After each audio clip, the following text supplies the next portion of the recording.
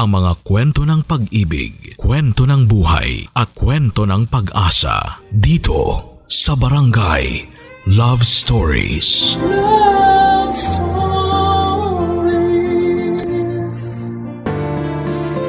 Kapag tayo ay nagmamahal, kailangan nating sumugal.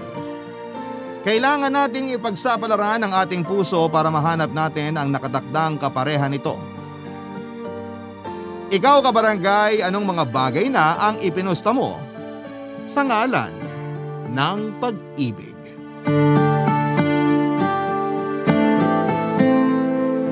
Dear Papa Dudut, tama nga ang sinasabi nila na minsan kung sino pa ang mga hindi natin inaasahan sa paligid natin ay sila pa ang magkakaroon ng malaking parte sa ating buhay.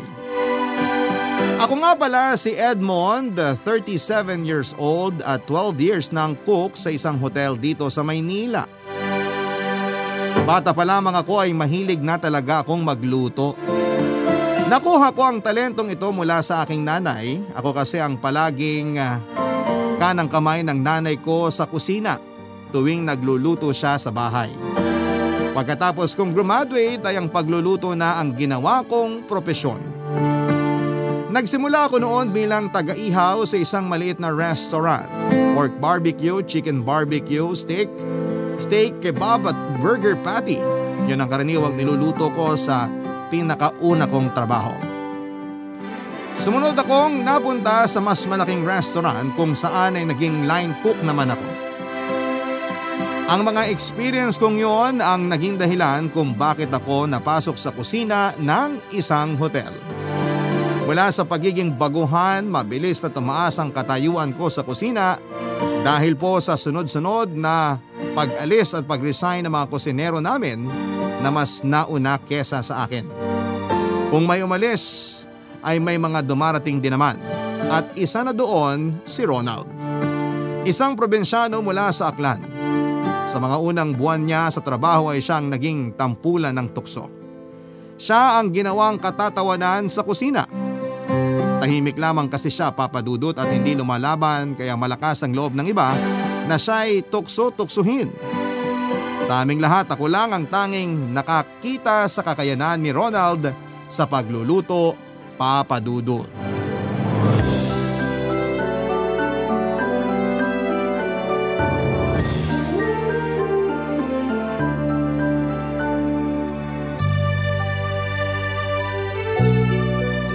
Ronald, paupo ako ha. Tabihan na muna kitang kumain. Sige lang. Bakit? Wala na bang pwesto dun sa lamesa nyo? Meron, pero gusto ko muna lumayo sa mga kasama natin. Ang ingay na lang kumain eh. Dito na lang ako, mas tahimik. Bakit pala ayaw mong sumabay sa amin tuwing kumakain? May iniiwasan ka ba? Wala naman. Laging puno yung lamesa nyo eh. Ayaw ko namang makipagsiksikan. Tsaka hindi ko pa gaanong close yung iba. Nagulat ka siguro sa mga ugali nila, no? Mapangasar talaga yung mga yon kaya masanay ka na. Sanay na ako. Sa amin nga, ako rin yung laging inaasar eh. Tagasan ka pala ulit? Sa Aklan. Oh, ang layo ah. Bakit mo naman naisipang magtrabaho dito sa Maynila? Sabi nila mas maganda raw buhay dito eh. Doon kasi sa amin, palipat-lipat ako ng trabaho.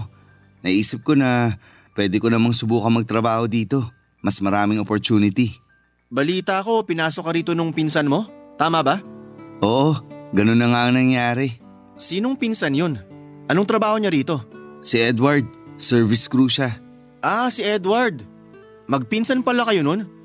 Pero ibang-iba ugali yung dalawa ah. Si Edward malakas din mang asar yun eh.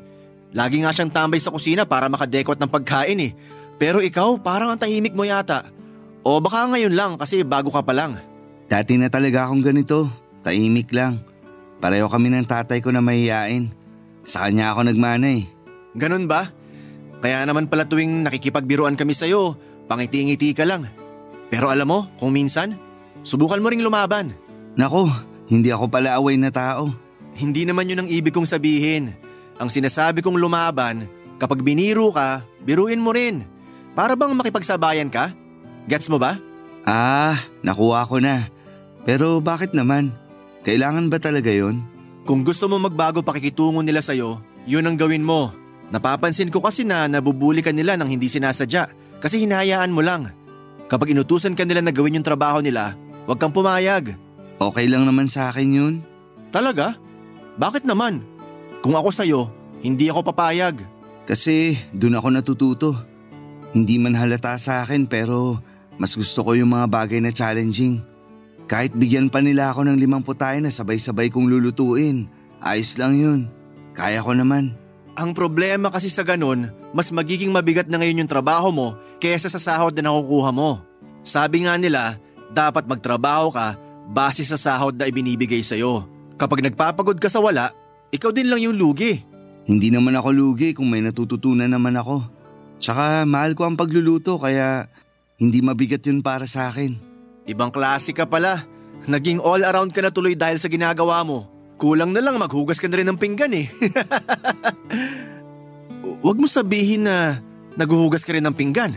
Kapag nauubusan tayo ng lutuan, ako na mismo naghuhugas. Hindi nga. Seryoso? Oo, wala naman kaso sa akin yun. Pero ini-spoil mo yung mga katrabaho natin sa ginagawa mo. Paano yun? Hayahay na lang buhay nila tapos ikaw yung naghihirap? Hayaan mo na. Ikaw bahala. Baka ngayon lang yan kasi bago ka pa. Tamo, kapag nagtagal, mananawa ka rin sa buhay sa kusina. Bakit ikaw? Nagsawa ka na ba? May mga pagkakataon na naboboringan na ako sa ginagawa ko. Araw-araw ba naman kasi na paulit-ulit na lang yung ginagawa natin? Yung sinasabi mong marami kang matututunan? Kapag naubos na yon, magsasawa ka rin.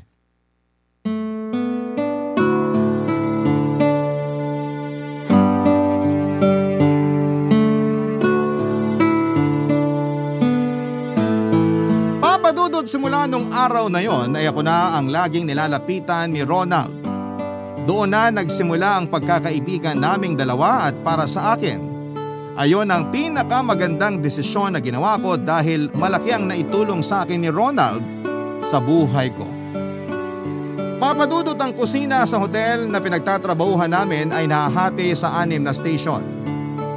Ang hot kitchen kung saan ay nagaganap ang matinding bakbakan, ang cold kitchen, a la carte, commissary at wash-up station. Bawat cook ay may nakatokang kusinero at kami ni Ronald ay sa hot kitchen kami nagtatrabaho. Ang mga karaniwang niluluto namin sa istasyon na yon ay ang mga pagkaing pang maramihan dahil araw-araw kami naghahanda para sa buffet ng hotel. Doon ginagawa ang grilling, pagluluto ng ulam, paggawa ng sabaw at kung ano-ano pa. Naging maganda naman ang tandem naming dalawa ni Ronald sa hot kitchen. Nagkaroon kami ng sariling routine para mas mapabilis ang trabaho namin. Ang nagustuhan ko kay Ronald ay mabilis siyang magtrabaho, papadudot. Magaling din ang panlasa nito at kapag napasobra ay marunong siyang dumiskarte. Dumaan ang mga taon ay mas naging close pa kaming dalawa sa puntong nagsasabihan na kami ng sikreto namin sa isa't isa.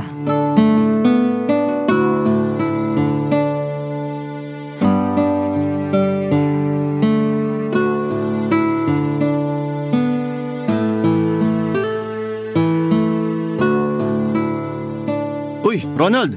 Nandito ka lang pala. Kanina pa kita hinahanap. Bakit? Wala. Itatanong ko lang sana kung naluto mo na yung staff meal. Ikaw nakatoka dun ngayong araw eh. Tapos ko na yon. Kaya nga ako sumaglit muna rito sa likod eh. Nagyoyosi ka na naman pala. Gusto mo? Pass muna. Kakayosi ko lang kanina eh. Alam mo, yung pagyoyosi mo na yan, medyo bawas-bawasan mo hanggat maaari. Napapansin ko lang na parang nagiging chain smoker ka na ngayon eh. Nakakawala kasi ito ng pagod. Ito na lang yung pahinga ko eh. Kapag nagyoyosi ako, kumakalma yung utak ko. Nakakakonsensya tuloy. Sa akin ka natuto magyosi eh. Naalala ko pa nung bago-bago ka pa lang. Ni hindi ka marunong humipak ng sigarilyo. Ganun talaga. Kailangan nating mag-adjust sa paligid natin. Kasama ba yan sa mga natutunan mo rito? Nagsama-sama na lahat. Lahat ng magaganda at masasama. Lahat ng yun, natutunan ko rito at karamihan nun, sa'yo mismo galing. Parang lumalabas na bad influence patuloy ako. Pati sa pag-inom nadadamay ka rin eh. Doon na lang tayo nagiging masaya eh. Di ba nga tama ako? Kapag nagtagal, magsasawa ka rin sa trabaho. Kaya pagkatapos magtrabaho, kailangan talaga natin maghanap ng stress reliever. Nag-mature lang siguro yung pananaw ko sa buhay. Pero alam mo, Kahit nakakasawa at nakakapagod yung buhay natin dito, hindi ko magawang umalis. Bakit naman? Teka, may plano kang lumipat? Oo sana. Yung sinabi mo nun na mauubusan rin ako ng matututunan dito, parang nangyari na nga. Wala nang bagong pumapasok sa utak ko eh. Kung ano yung ginagawa ko nung unang araw ko rito, ganun pa rin hanggang ngayon. Sabi ko naman sa'yo eh. Pero bakit hindi mo gawin? Bakit hindi ka lumipat? May isang taong pumipigil sa akin eh. Di ko siya maiwan-iwan kahit gaano ko kagustong umalis. Ako ba yan? Di mo ko maiwan na best friend mo? Sira ulo, hindi ikaw ang rason. Aray, sakit naman nun. So kaya mo akong iwan, ganon? Lilipat lang naman ako ng trabaho kung sakali. Hindi naman ako mangingibang bansa. Kung makareact ka, akala mo naman di na tayo magkikita ulit. Kung hindi ako, sino yung taong ayaw mong iwan? Sekreto lang natin to ha. Huwag kang mag-alala. Safe sa akin ang sikreto mo. Kailan ba kita chinismis? Never namang nangyari yun, di ba? Si Glenda, siya yung di ko maiwan-iwan. Sino? Si Glenda? Oo, si Chef Glenda. Nako! Oh, bakit naman ganyan reaksyon mo? Marami kang karibal, pre. Alam mo ba na mas mahaba pa buhok ni Glenda kaysa kay Rapunzel sa dami na nagpaparamdam sa kanya? Talaga ba? Sa tingin mo ikaw lang nagkakagusto sa taong yun? Madami kayo! Ang ibig mo bang sabihin, wala akong tsansa sa kanya? Hindi naman sa ganun. Sinasabi ko lang na mahihirapan ka dahil literal na marami kang makakabangga. Wag na pala, binabawi ko na yung sinabi ko. Pero hindi pre, kung gusto mong ligawan si Glenda, susuportahan kita. Kung gusto mo nga, ako pa maging wingman mo eh. Pwede ba? Oo naman, pwedeng-pwede. Ako nang bahala sa'yo, nasa mabuting mga kamay ka. Salamat pre.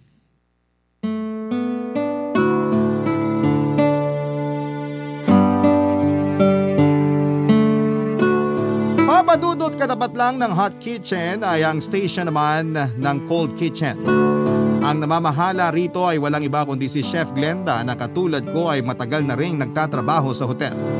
Siya ang gumagawa ng mga pagkaing hindi na kinakailangang lutuin katulad ng mga salad, juice, shake, sandwich at iba pang mga appetizers.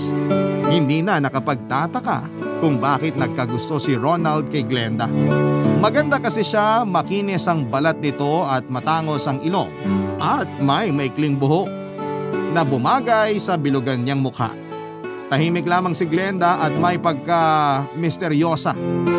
Ang mga katangian niyang ito ang dahilan kung bakit halos lahat ng kalalakihan sa kusina maging ang mga service crew ng hotel ay nagkakagusto rin sa kanya. Marami na nga ang sububok na manligaw kay Glenda pero ni isa sa kanila ay walang pumasa. Dumating nga sa punto noong napagkamala na siyang lesbiana dahil never daw itong nagkaroon ng boyfriend. Hindi pa nakatulong na ang mga galawan nito ay may pagka-tomboy na mas lalo pang nagpalakas sa appeal niya. Papadudot, aaminin ko po sa inyo, maging ako man ay nagkaroon din ng crush kay Glenda. Pero hindi katulad ng iba ay sinekreto ko lamang ang nararamdaman ko sa kanya. Paghanga lang naman ang meron ako sa kanya dahil bukod sa maganda niyang itsura, ay napakahusay din po niya sa loob ng kusina. Barangay Love Stories. Barangay Love Stories. Hindi po alam ng nakakarami pero si Glenda po ang kauna-unahang tao na nakausap ko sa kusina noong baguhan pa lamang ako. First day ko noon sa kitchen at nagulat ako sa bilis ng mga kaganapan doon. Wala kang oras para huminga dahil pagkatapos mo sa isang bagay ay may bagong trabaho ka na namang kailangang tapusin. Yosi lang talaga ang pahinga mo kapag kusinero ka dahil bakbakan talagang nagaganap sa loob nito.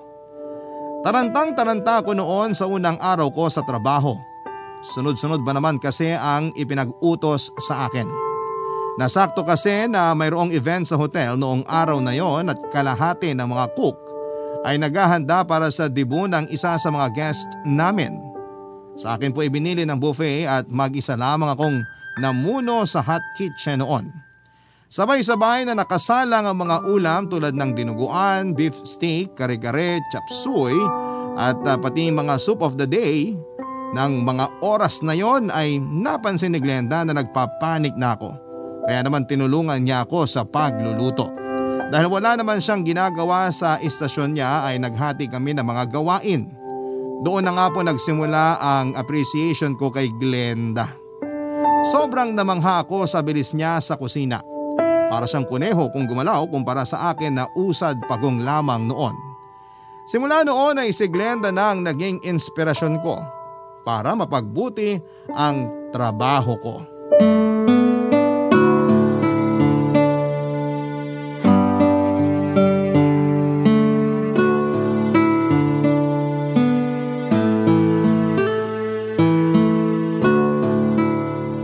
Chef Glenda, dito ba tambayan ng mga kusinero kapag nagpapahinga?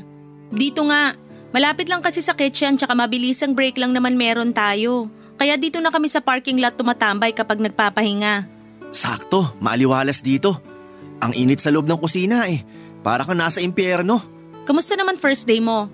As expected ba o unexpected yung mga nangyari? Grabe, sobrang unexpected. Nakakapagod yun ah. Ibang-ibang galawan dito kaysa sa restaurant. Tapos medyo masungit pa yung iba nating kasama. Dapat sanayin mo na sarili mo sa mabilisang trabaho. Tapos kapag nakasuot ka na ng apron, labas na personal na buhay mo sa ginagawa mo. Masigawan ka man, mamura o pagdabugan ng mga kasama mo, lagi mong tatandaan na trabaho lang lahat yun at walang personalan. Oo, alam ko na yan. Nakapagtrabaho naman ako dati sa kusina eh. Pero mas malala dito, kapag aanga-anga ka, babatuhin ka talaga ng kawali. Grabe naman yun. Ayaw mo maniwala? Mainitin talaga ulo ng mga chef dito kasi mainit din yung paligid. Nga pala, nailabas na ba yung buffet?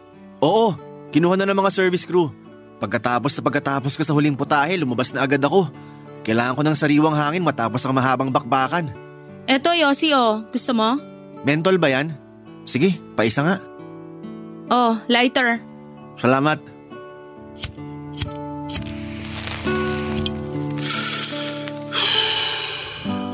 Daig ko pa nag-workout sa ginawa natin kanina.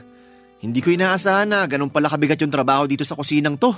Patikim pa lang yan. Talaga? Oo naman, anong inaasahan mo? Chill na buhay? Pumasok ka sa sikat na hotel kaya talagang mapapahirapan ka rito. Nakaka-excite naman kung ganun. Bakit naman nakaka-excite? Iba kasi yung adrenaline rush na nararamdaman ko kapag sunod-sunod yung trabaho eh. Yung sa sobrang dami ng ginagawa mo pero sa huli, natatapos mo pa rin ng maayos yung trabaho. Iba yung feeling. Sus, ngayon lang yan. Kapag nagtagal, hindi ka na makakaramdam ng excitement sa ginagawa mo. Talaga? Bakit naman? Kasi magiging routine mo na ang pagluluto. Katulad ng pagising natin sa umaga at pagtulog sa gabi. Magiging normal na lang para sa atin yung pagluluto na yan. Malabong mangyari yan. Passion ko na ang pagluluto eh. Kaya passion pa yan o pangarap na matagal mo nang inaasam, maniwala ka sa akin. Magbabago yung tingin mo dyan. Pustahan tayo? Wag na, alam ko namang matatalo ka eh. Asus! Takot ka lang eh. Maniwala ka sa akin, tama lahat ng sinabi ko. Ang ibig bang sabihin yan, sawa ka na sa ginagawa mo ngayon? Hindi naman sawa, bored lang. Wala nang bago eh. Eh bakit hindi ka maghanap ng bago? Kailangan ko magtagal dito para gumanda yung resume ko. Tsaka wala naman ako ibang mapupuntahan kasi isa na tong hotel na to sa pinakamaganda na pwede mong pasukan. Teka, ilang taon ka na ba? Parang ang dami mo ng pinagdaanan. Mukhang ang bata mo pa naman sa tingin ko. 25. Talaga? Magkaedad lang pala tayo? Di nga, 25 ka rin? Oo, kahit i-check mo pa ID ko. Hindi halata ah. Bakit? Ilang taon na ba ako sa tingin mo? Akala ko mid-30s ka na eh. Ang lala naman nun, baby-faced kaya ako. Sino naman nagsabi? Nanay mo? Oo. Bahala ka dyan. Oo, teka. Saan ka pupunta? Babalik na ako sa kusina. Mag-aayos pa tayo para sa merienda buffet. Sumunod ka na lang pagkatapos mo dyan. Teka, sandali. Sasabay na ako. Hindi naglaon ay mabilis din naman akong nakapag-adjust sa bago kong trabaho noon. Kung sa restaurant ay sakalang kami magluluto tuwing may order, sa hotel ay hindi ka titigil sa pagluluto dahil diretso ito mula umaga hanggang gabi, mula Lunes hanggang Linggo. Unti-unti ay nagustuhan ko rin ang buhay sa kusina. Nakaka-addict dahil kakaiba ang adrenaline rush na mararamdaman mo tuwing sobrang gulo ng paligid mo at lahat ng tao ay nagmamadali sa kani-kanilang trabaho. Sa huli ay mapapangiti ka na lamang tuwing binabalik-balikan ng mga tao ang luto mo. Hinding-hindi ko malilimutan ang ginawang kabutihan sa akin ni Glenda noong first day ko dahil doon nagsimula ang pagkakaibigan naming dalawa. Inggit na inggit nga sa akin ang mga katrabaho ko dahil sa aming kalalakihan ay sa akin lang close si Glenda. Pakiramdam ko ay napaka-espesyal ko dahil sa akin lang siya nagiging open. Kaya naman ginawa ko ang lahat para mapangalagaan ang pagkakaibigan namin yon. Ang lihim na pagtingin ko sa kanya ay sinantabi ko na lamang muna sa takot na baka magbago ang turing niya sa akin kapag nalaman nito na may gusto ako sa kanya. Sa pagdaan nga ng panahon ay mas tumibay ang pagkakaibigan namin ni Glenda hanggang sa dumating nga si Ronald. Noong nalaman kong may gusto rin siya kay Glenda ay wala na akong ibang nagawa kundi idagdag ang pangalan niya sa listahan ng mga karibal ko. Kahit ganoon ang nangyari ay hindi naman nagbago ang pagkakaibigan naming dalawa, Papa Dudut.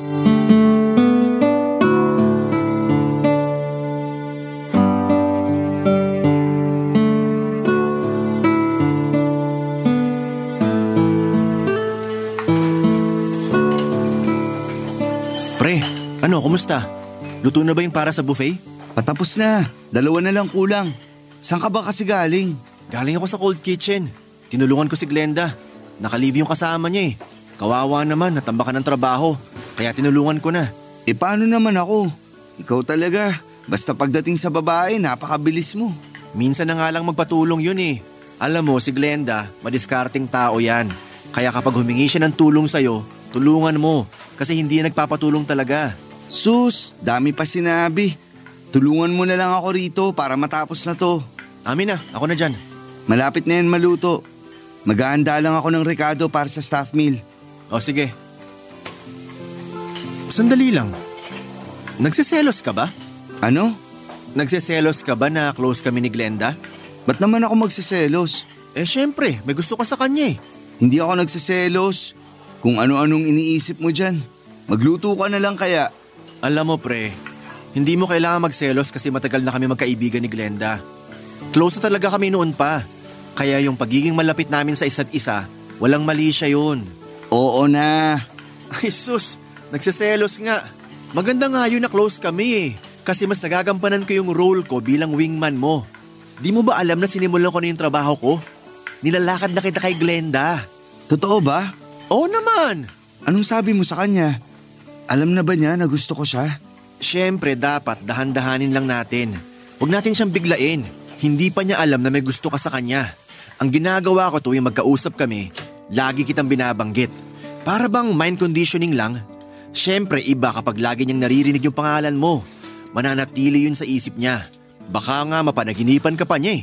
Kung totoo nga yung sinabi mo na matagal na kayong magkaibigan, turuan mo naman ako kung paano ako mas magiging malapit sa kanya. Hindi ka ba marunong manligaw? Kalalaki mong tao eh. Ilang taon ka na ba ulit? 28. 28 ka na pero di ka pa marunong dumiskarte? Para ka namang never nagka-girlfriend niyan. Basta, turuan mo na lang ako. Teka, totoo ba? Hindi ka pa nagkaka-girlfriend? Hindi nga. Uy, sagutin mo ako. No girlfriend since birth ka? Oo nga, ang kulit. Silence means yes nga, di ba? Anak ng... Kaya naman pala di ka marunong manligaw eh. Ano, tuturuan mo ba ako o hindi? Ganito gawin mo ha. Kapag nakita mo siyang lumabas ng kusina, ibig sabihin nun magyoyosi yun. Sabayan mo siya. Tapos kapag magkasama na kayo, kwentuhan mo ng buhay mo. Magtanong-tanong ka sa kanya ng mga simpleng bagay. Basta ang tip ko lang sa'yo, huwag mo siyang biglain. Slowly but surely dapat tayo. Okay, sige. Gagawin ko mamaya yan. Tapos kapag wala ka ng ginagawa dito sa hot kitchen, lipat ka dun sa cold kitchen. Istorbohin mo sila, makipagbiruan ka, makipag-flirt ka. Marunong ka naman siguro nun, no? Hindi ka marunong lumandi? Naku, patay tayo dyan. Kaya ko. Marunong naman ako nun kahit papaano. Hala, maglabas ka ng papel at ballpen. Ilista mo lahat ng sasabihin ko. Seryoso ka? Gusto mong mapasagot si Glenda o hindi? Oh, sandali. Heto na, naghahanap na ng papel.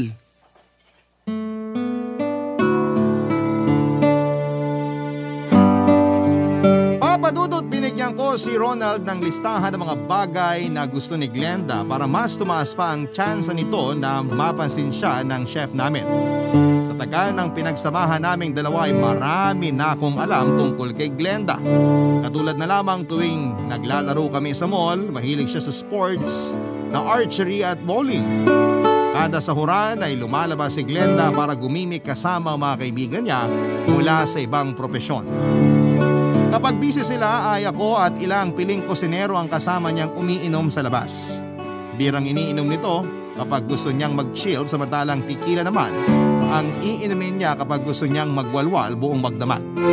Ang paboritong pulutan niya ay raw salmon na pinartneran ng wasabi at soy sauce. Kapag nagtatrabaho ay ayaw na ayaw ni Glenda ang may kumakausap sa kanya. Ayaw niya kasing matalsikan ng laway ang ginagawa niyang pagkain. Gusto niya ay nakafocus siya sa trabaho, kaya kapag kinakausap mo siya ay hindi ka talaga nito papansinin. Istrikto siya pagdating sa pagsunod sa mga recipe ng hotel.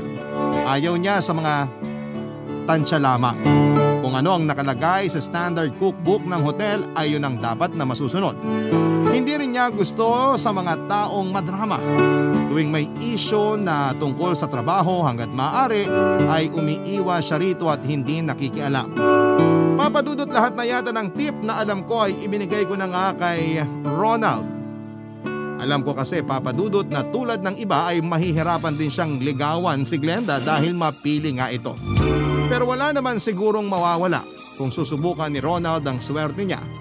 At bilang kaibigan ay 100% na suportado ko siya. Barangay Love Stories. Barangay Love Stories. Hindi lang sa pagbibigay ng advice kay Ronald ang tulong na ginawa ko sa kanya, Papadudot. Bilang wingman ay ginawa ko ang lahat na makakaya ko para mapansin ni Glenda ang kaibigan ko. Tuwing magkasama kaming dalawa ay lagi kong ibinibida si Ronald, Papadudot. Pasimple ko siyang isinasali sa usapan para mapalapit silang dalawa sa isa't isa. Noong minsan nagaya si Glenda na maglaro ng bowling sa labas. Kahit gusto kong sumama ay nagrason ako na may lakad ako ng araw na yon. Gusto ko kasing i-recommend si Ronald na pumalit sa akin. At yun naman ang ginawa ni Glenda. In-invite niya si Ronald at tuwang-tuwa naman ito dahil yon ang naging first date nila. Noong minsan gumimik naman kami ay nalungkot ako dahil hindi invited si Ronald. Ang ginawa ko ay ako mismo ang nag-invite sa kanya na sumama. Noong nalasing ay mas lumakas ang loob ni Ronald para magpakitang gilas sa harapan ni Glenda. At natuwa ako noong mabilis namang nakuha ni Ronald ang kiliti ni Glenda. Pagkatapos noon ay medyo naging close na rin ang dalawa dahil sa akin. Ilang buwan na laging ganon ang nangyayari, Papadudot. Hanggang isang araw ay naglakas loob na rin si Ronald para umamin ng nararamdaman niya kay Glenda. Inaya niya ito para sa isang date at pumayag naman si Glenda. Sa kasamaang palad, katulad ng ibang nauna sa kanyang nanligaw, ay sinawing pala din si Ronald.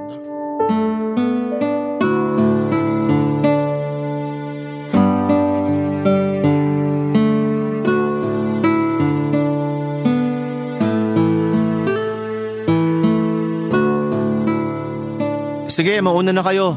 Sunod na lang ako. Yosin lang ako saglit.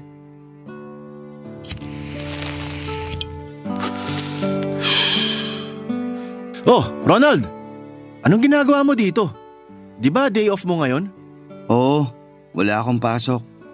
Galing ako sa labas pero naisip kong dumalaw rito. Wala akong ibang mapuntahan eh. Oo nga, ngayon pala yung date nyo ni Glenda, di ba? Ano, nagtapat ka na sa kanya? Ano nangyari? Dali, kwento mo. Busted ako, pre. Ha? Paano? Ano bang sinabi niya sa'yo? Hindi raw niya ako nakikita bilang boyfriend. Wala raw siyang gusto sa akin. Nasaan na ba siya ngayon? Umuwi na. Pagkatapos namin kumain. Nagpaalam na siya tsaka dumiretso na ako rito. Sayang. Akala ko pa naman may chance ka na. Hayaan mo, pre. Hindi man para sa'yo si Glenda, sure ako na may ibang babae pa dyan na mas magugustuhan mo At magugustuhan ka rin pabalik. May isa pa siyang sinabi bago siya umalis eh. Ano? May nilalaman na raw ang puso niya kaya hindi siya tumatanggap ng manliligaw ngayon. Naka-reserve na raw yung puso niya para sa isang tao. Ha? May boyfriend na ba si Glenda? Wala naman siya nababanggit sa akin ah. Wala pa siyang boyfriend sa ngayon. Parang may inaantay lang yata siyang tao. At kapag yung taong yun ang nanligaw sa kanya, panigurado akong sasagutin niya agad yun. Talaga ba? Sino naman kaya yun? May alam ka ba kung sino yung nagugustuhan niya? Magkaibigan kayo. Baka naman may nababanggit siya sa'yo. Kung alam ko lang, edi sana hindi na kita ilalakad pa kay Glenda. Hindi ko rin alam na may gusto na pala siya sa ibang tao. Ako? May hinala ako kung sino. Sino? Bago ko sagutin yan, may tanong muna ako sa'yo. O sige, ano yun? Di ba halos lahat nagkagusto na kay Glenda? Halos lahat sumubok na ligawan siya? Oo. Napag-usapan na namin yan mismo ni Glenda dati. Pati nga ilang service crew nagtangkaring ligawan siya eh. Eh ikaw, hindi ka ba nagkagusto sa kanya? Ha? Ako? Hindi ah. Loko-loko. Paano naman ako magkakagusto kay Glenda? Magkaibigan kami. Lalaki ka, maganda si Glenda. Hindi ka talaga nagkagusto sa kanya? Hindi ako magkakagusto sa kanya. Paano kung sabihin kung ikaw yung lalaking inaantay niya? Paano kung ikaw yung nagugustuhan ni Glenda? Kung sa'yo na pala naka-reserve yung puso niya, anong gagawin mo? Malabong mangyayari yan. Paano mo naman nasabi? Sinubukan mo ba? Tinanong mo ba siya? Hindi na kailangan. Magkaibigan lang kami ni Glenda. Yun lang ang nararamdaman ko sa kanya at ganon din siya sa akin. Alam mo pre, kung ako ang iniisip mo kaya ayaw mong umamin, wag mo nang problemahin yun. Sinubukan ko pero hindi niya ako gusto. Okay lang sa akin yun. Kasi at least sinubukan ko. Kung ikaw man ang gusto ni Glenda, mas matutuwa pa ako. Hindi ko nga siya gusto, ano ka ba? Okay, sabi mo eh.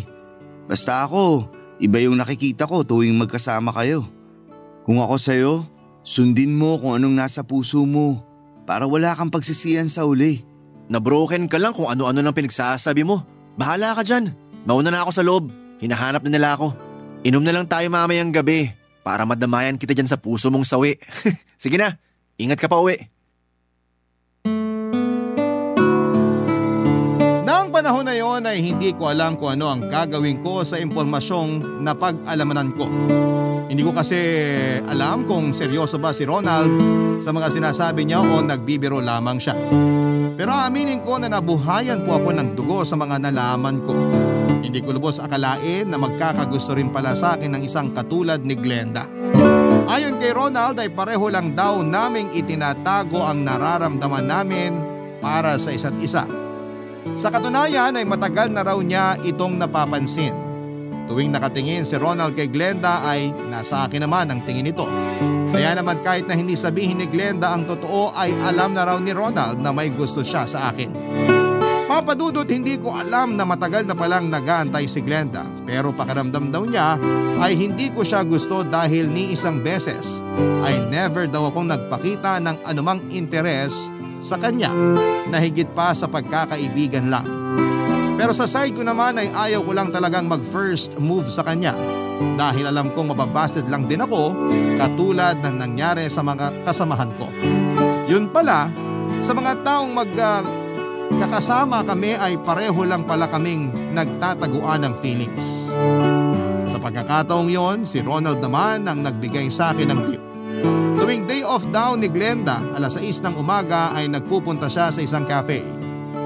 Pagkabanggit ni Ronald sa pangalan ng cafe na yon ay nagulat ako dahil yun ang paborito kong kapihan.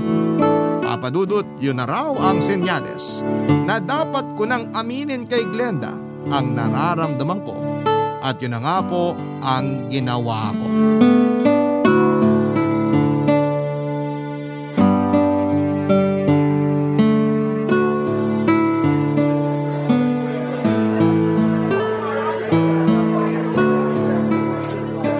Edmond? Oh, Glenda. Nandito ka pala. Good morning. Good morning din. Wala kang pasok? Meron pero dumaan muna ako rito sa cafe para bumili ng kape. May kape naman sa hotel ah. Ba't di ka pa dun magkape? Pangit ang lasa ng kape sa hotel eh. Sabi ko naman sa'yo ibang lasa ng kape nila rito. Matapang na manamis-namis. Yun yung gusto kong kape. Ikaw, nagulat ako nandito ka. Oo. Dito na rin ako kumukuha ng kape ko. Sabi mo kasi masarap dito kaya sinubukan ko. Ayun, nagustuhan ko kaya suki na rin nila ako. Tama ako, di ba? Basta pagdating sa usapang kape, marunong ako niyan. Kape nang dumadaloy sa dugo ko eh. Nga naman. Pero sandali lang, di ba mid-shift ka? Bakit naman ang aga mo yatang pumasok ngayon sa trabaho? Kasi may dadaanan pa ako pagkatapos nito. Saan naman? Ang totoo niyan, wala talaga. Wala akong lakad ngayon. So? Nandito ka lang para sa kape? Ang layo ng pinunta mo ha? Nandito ako hindi para sa kape kundi para sa'yo. Ha? Nabanggit kasi sa akin ni Ronald yung nangyari sa date nyo. Nandito ka ba para maghanap ng explanation para sa kaibigan mo? Wala hindi ko talaga siya gusto. Akala mo di ko napapansin na pinupush mo siya sa akin? Alam ko yun, kaya nung nagsabi na siya sa akin ng nararamdaman niya, sinabi ko na rin yung totoo na wala talaga. Wala kaming chance na dalawa. Oo, yan din yung sinabi sa akin ni Ronald. So bakit kailangan mo pa akong puntahan rito kung alam mo na pala yung rason? Hindi rin yun ang pinunta ko rito, kundi ikaw. Ikaw mismo. Nandito ako ngayon kasi gusto talaga kitang makita. Bakit naman? Lagi naman tayong nakikita sa trabaho Huwag mong sabihin mismo na ako kaagad. Glenda, nasabi sa akin ni Ronald na may inaantay ka raw na tao.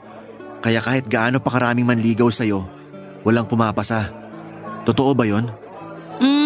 Grabe Pati yun sinabi sa'yo ni Ronald. Hindi ko alam na machismis din pala yung mga lalaki. Pero, oo, tama, may hinihintay nga akong tao ngayon. Kilala ko ba kung sino? Bakit gusto mong malaman? Kasi kung liligawan din ba kita, hindi rin bang magiging sagot mo? Liligawan mo ko? May gusto ka rin sa akin? Alam ko na kaibigan lang ang tingin mo sa akin pero… Ang tagal mo. Ha?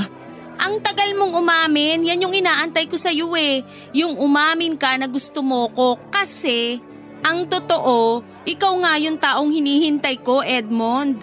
Ako? Oo, ikaw. Gusto rin kita matagal na. Pero paano nangyari yun? Ni hindi ka man lang nagpahiwatig na may gusto ka sa akin. Kasi ayokong mauna, ayoko mag-assume. Paano kung nauna akong umamin sa'yo tapos hindi mo pala ako gusto? Di napahiya ako. Ano pang mukhang ihaharap ko sa'yo? Yun din ang rason kung bakit ayokong umamin sa'yo Natatakot ako na baka magbago ang tingin mo sa akin. Baka magbago yung pagkakaibigan natin kapag hinaluan ko ng pag-ibig yung relasyon natin. So all this time may feelings na pala tayo sa isa't isa? Parang gano'n na nga. My gosh, para pala tayong tanga.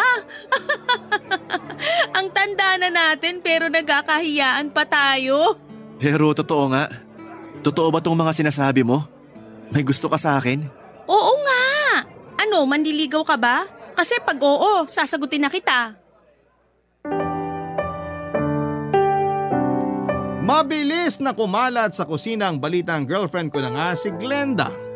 Marami ang nainggit sa akin dahil sa aming lahat ay ako raw ang nagwagi. Ako raw ang nakabihag sa mailap na puso ni Glenda. Papadudot, hindi mangyayari ang lahat ng ito kung hindi dahil kay Ronald. Siya ang tumulong sa amin ni Glenda para maamin namin ang nararamdaman namin para sa isa't isa. Hindi ko po lubos akalain na kung sino pa yung wingman ay siya pa talaga yung pinili. Tumagal ang relasyon namin ng 3 taon. Nag-resign na noon si Glenda sa hotel para magtrabaho bilang chef sa isang cruise ship.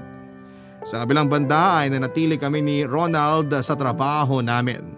Ngayon ay may sarili na ring girlfriend si Ronald at mas nauna pa silang magpakasal ng girlfriend niya kesa sa amin. Si Glenda sa kasalukuyan ay nananatiling long distance ang relasyon namin ni Glenda. At kahit man nagkahiwalay, ay patuloy pa rin ang pagmamahal at pagtitiwala namin sa isa't isa. Sa katunayan, pagka-uwi niya ngayong December ay plano ko nang mag-propose sa kanya, Papa Dudut. Yan lamang po ang maibabahagi ko sa ngayon at dito na po nagtatapos ang kwento ko at sana po ay nagustuhan ninyo ang sulat ko. Maraming salamat po sa inyo at sa lahat ng bumubuo ng Barangay Love Stories at sa Barangay LS 97.1. Ang inyong forever kapuso at kabarangay, Edmond.